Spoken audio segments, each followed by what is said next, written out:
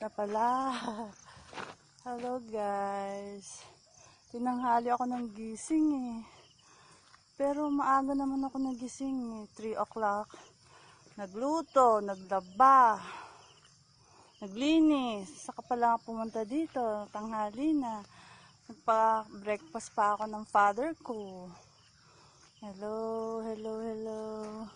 Good morning and magandang good morning.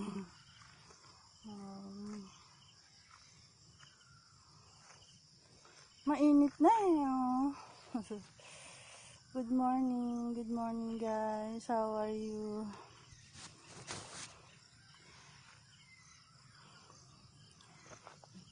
Init, ayan na. Sobrang init.